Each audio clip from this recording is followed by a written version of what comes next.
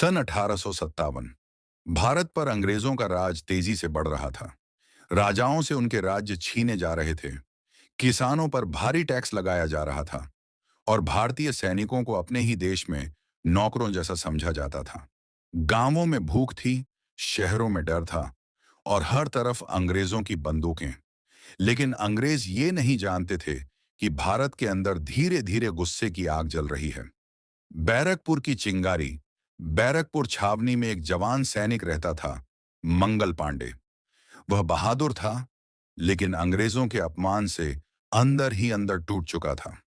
एक दिन सैनिकों में खबर फैली कि नई एनफील्ड राइफल के कारतूसों पर गाय और सूअर की चर्बी लगी है। उसे इस्तेमाल करने से पहले दांतों से काटना पड़ता था। हिंदू और मुस्लिम दोनों सैनिकों के लिए यह उनकी आस्था का अपमान था। छावनी में डर फैल गया। कई सैनिक विरोध करना चाहते थे, लेकिन अंग्रेजों के डर से चुप थे। मंगल पांडे चुप नहीं रहा। 29 मार्च 1857 की शाम उसने मैदान में कदम रखा।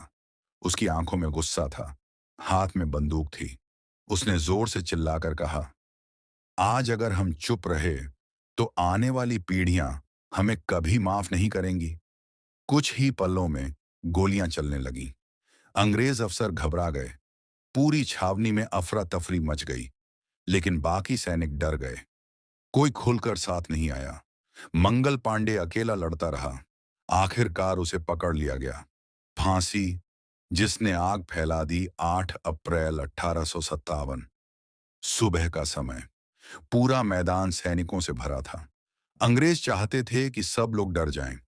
इसीलिए उन्होंने मंगल पांडे को सबके सामने फांसी देने का फैसला किया। फांसी पर चढ़ते समय भी उसके चेहरे पर डर नहीं था। लोग कहते हैं उसने आखिरी बार सिर्फ इतना कहा, भारत एक दिन आजाद जरूर होगा। फंदा खींचा और एक क्रांतिकारी हमेशा के लिए अमर हो गया। लेकिन अंग्रेज समझ नहीं पाए कि उन्होंने एक आदमी को नहीं, पूरे भारत के गुस्से को जगा दिया है। मेरठ से उठी क्रांति। 10 मई 1857, मेरठ छावनी। भारतीय सैनिकों ने विद्रोह कर दिया।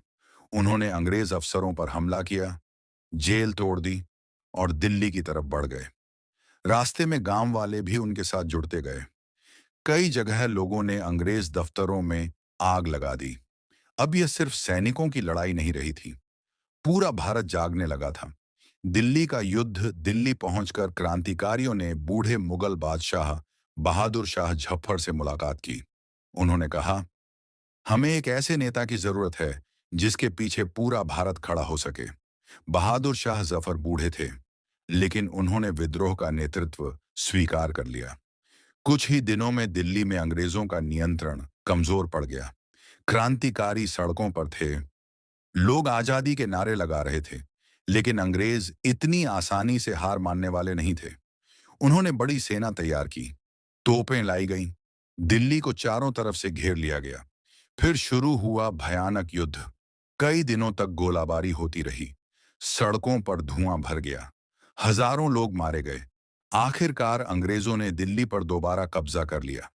बहादुर शाह जफर को गिरफ्तार करके रंगून भेज दिया गया। झांसी की रानी। उधर झांसी में एक और तूफान उठ चुका था। रानी लक्ष्मीबाई ने अंग्रेजों के सामने झुकने से इनकार कर दिया। अंग्रेज झांसी पर कब्जा करना चाहते थे, लेकिन रानी ने तलवार उठा ली। किले की दीवारों पर युद्ध शुरू हो गया। तोपों की आवाज पूरे शहर में गूंज रही थी। रानी घोड़े पर सवार होकर सैनिकों का नेतृत्व कर रही थी। लोग कहते हैं उन्होंने अपने छोटे बेटे को पीठ पर बांधकर युद्ध किया। अंग्रेज सेना भी उनकी बहादुरी देखकर हैरान थी, लेकिन दुश्मन बहुत बड़ा था। आखिरी लड़ाई में रानी लक्ष्मीबाई वीरगति को प्राप्त हुईं। उनकी मौत की खबर सुनकर पूरे भारत में गुस्सा फैल गया। अंत, लेकिन हार नहीं। धीरे धीरे अंग्रेजों ने विद्रोह दबा दिया। हजारों क्रांतिकारियों को मार दिया गया। कई गांव जला दिए गए। लेकिन 1857 की क्रांति ने अंग्रेजों को डरा दिया था। उन्हें समझ आ गया, भारत अब हमेशा गुलाम नहीं रहेगा।